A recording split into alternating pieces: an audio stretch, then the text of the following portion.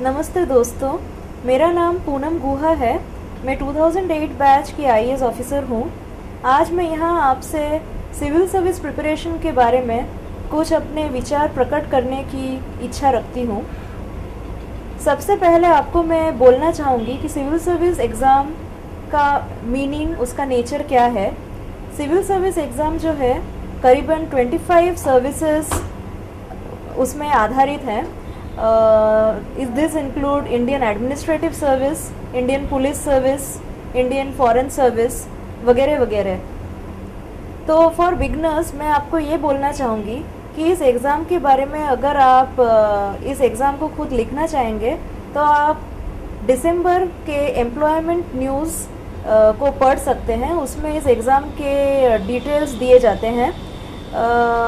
आप www.upsc.gov.in नामी website है, इस वेबसाइट को भी आप रेफ़र कर सकते हैं। सेकेंडली, अभी सिविल सर्विस एग्ज़ाम चयन करने के पीछे रीज़न क्या है, उसका कारण क्या है। एक तो है कि ऑफ कोर्स पब्लिक सर्विस, आप लोक सेवा के लिए ही यहाँ आए हैं। आप अपने देश को एक डेवलपिंग नेशन से डेवलप नेशन अगर बनाना चाहते हैं तो डेफिनेटली सिविल सर्विस एग्ज़ाम आपके लिए एक बहुत बड़ी चाबी है, एक आधार है, एक गोल है। अभी मैं आपसे इस एग्ज़ाम के नेचर के बारे में कुछ डिस्कस करना चाहूँगी। फर्स्ट, इस एग्ज़ाम के 3 स्टेजेस होते हैं: प्रीलिम्स, मेंस एंड इंटरव्यू। अभी फ़िलहाल प्रीलिम्स ऑब्जेक्टिव टाइप पेपर है, मेंस सब्जेक्टिव टाइप या डिस्क्रिप्टिव, एंड इंटरव्यू खैर एक पर्सनालिटी टेस्ट होता है कैंडिडेट्स के लिए। प्रीलिम्स में अभी तक एक ऑप्शनल पेपर हुआ करता था और एक जनरल स्टडीज़ पेपर। अभी यूपीएससी के प्लान अनुसार नेक्स्ट ईयर से, that is from 2011 onwards, UPSC prelims might consist of एक ऑप्शनल पेपर और एक मैनेजमेंट बेस्ड एप्टीट्यूड टेस्ट। सो ये आप जो कैंडिडेट्स नेक्स्ट ईयर से लिखने वाले हैं एग्ज़ाम, इसके बारे में आप यूपीएससी वेबसाइट और रिलेटेड वेबसाइट्स पे जाकर आप इसका लिंक देख सकते हैं। जनरल स्टडीज़ पेपर के बारे में मैं आपको ये बोलना चाहूँगी कि for people who are going to appear, जो लोग फर्स्ट अटेम्प्ट देने वाले हैं नेक्स्ट ईयर, ये सही मौका है उनके लिए उस एग्ज़ाम के लिए पढ़ाई शुरू करने के लिए, क्योंकि इतने सारे स्टूडेंट्स पूरे देश से लिख रहे हैं। आपको इस एग्ज़ाम का एनॉर्मिटी, इस एग्ज़ाम का जो कॉम्पिटिटिव नेचर है वो तो आपको समझ में आ ही गया होगा। तो ये तो बहुत ऑब्वियस सी बात है कि आपको अभी से उस एग्ज़ाम के लिए पढ़ाई शुरू कर देना पड़ेगा। जनरल स्टडीज़ में history, geography, science, general mental ability वगैरह वगैरह सेक्शंस रहते हैं। उसके लिए आप एनसीईआरटी बुक्स या आप कुछ गाइड्स वगैरह रेफ़र कर सकते हैं। जो स्टूडेंट्स फ़िलहाल कॉलेज में हैं और जो अभी एग्ज़ाम नहीं देने वाले हैं नेक्स्ट ईयर, या फिर 1-2 साल तक भी एग्ज़ाम नहीं लिखेंगे, उनके लिए ये सही मौका है कि आप एनसीईआरटी बुक्स जो हैं, ओल्ड एनसीईआरटी बुक्स, वो लें, वो पढ़ाई शुरू कर दें। History of India, geography of India वगैरह वगैरह। तो आपको एक फेयर बैकग्राउंड मिल जाएगा कि सिविल सर्विसेज में किस प्रकार आपको जनरल स्टडीज़ के लिए प्रिपेयर होना है। That is about prelims. अभी मेंस एग्ज़ाम के बारे में मैं आपको कुछ कहना चाहूँगी। एक तो है कि ये डिस्क्रिप्टिव टाइप का पेपर है। डिस्क्रिप्टिव यानी कि आपको लिखना है। प्रीलिम्स में जैसे कि ऑब्जेक्टिव है।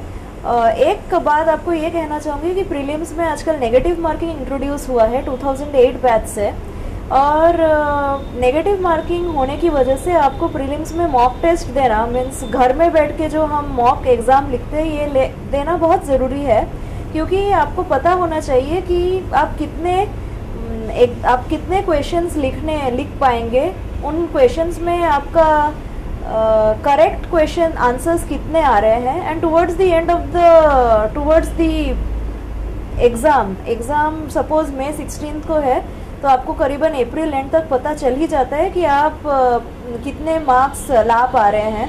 तो इसलिए मॉक एग्ज़ाम लिखना बहुत ज़रूरी है। और now coming to the mains descriptive exam रहता है। आपका जो लिखने की कला है वो बहुत ज़रूरी है। इसलिए इन मेंस ऑल्सो आपको मॉक एग्ज़ाम लिखना, राइटिंग प्रैक्टिस बहुत ज़रूरी है। मेंस में 9 पेपर होते हैं, उसमें से 2 ऑप्शनल रहते हैं, दोनों ऑप्शनल के 2-2 पेपर रहते हैं, प्लस जनरल स्टडीज़ के 2 पेपर रहते हैं, एक ऐसे पेपर रहता है और 2 लैंग्वेज पेपर्स रहते हैं, एक इंग्लिश और एक रीजनल लैंग्वेज। तो आपको ये मेंस के लिए कैसे प्रिपेयर करना है? अगेन मेंस के लिए आप प्रीलिम्स के बाद शुरू ना करें तो बेहतर है। प्रीलिम्स के शुरू होने के पहले अगर आप मेंस के बारे में जानते हैं, मेंस के लिए आप अगर पढ़ाई ऑलरेडी कर चुके हैं, कम से कम आप हाफ पढ़ाई कर चुके हैं, तो आपका वो एक लेवल ऑफ कॉन्फिडेंस रहता है प्रीलिम्स के बाद के लिए। मेरे केस में मैंने पॉलिटिकल साइंस और फिलोसॉफी लिया था। अब मैं आपको बोलूँगी कि ऑप्शनल्स का चयन कैसा करना है। मेरा बैकग्राउंड पॉलिटिकल साइंस में है, मैं एक पोस्ट ग्रेजुएट हूँ पॉलिटिकल साइंस में, तो इसलिए मैंने पॉलिटिकल साइंस लिया था। तो मेरा तो ये ऑब्जर्वेशन रहा है कि अगर आपका बैकग्राउंड है तो इट डेफिनेटली हेल्प्स। अन्यथा इन मेनी केसेस मैंने देखे हैं कि जो मेरे फ्रेंड्स हैं जो नॉन पॉलिटिकल साइंस बैकग्राउंड के हैं, बहुत बार उनको अच्छे मार्क्स मिले हैं, लेकिन एक लेवल ऑफ कंफर्ट बन जाता है, तो आपको सेकंड ऑप्शनल में कंसंट्रेट करने के लिए ज़्यादा वक्त मिलता है। सेकेंडली, सेकंड ऑप्शनल कैसे चूज़ करना है? Second optional again it depends. जैसे फर्स्ट ऑप्शनल मेरा पॉल साइंस था, सेकंड ऑप्शनल मेरा था फिलोसॉफी, तो सेकंड ऑप्शनल मेरा एप्टीट्यूड है फिलोसॉफी के लिए। Secondly availability of material. Third है कि कोई कोचिंग मिले, कोचिंग एज इन नेसेसरी नहीं कि कोचिंग क्लास ही हो, बहुत बार टीचर्स हमें बहुत हेल्प कर देते हैं। लाइक माइंडेड फ्रेंड्स, अगर कोई फ्रेंड ने फिलोसॉफी में पढ़ाई की है तो वो भी हेल्प कर सकता है या कर सकती है। तो this is about philosophy and choice of second optional.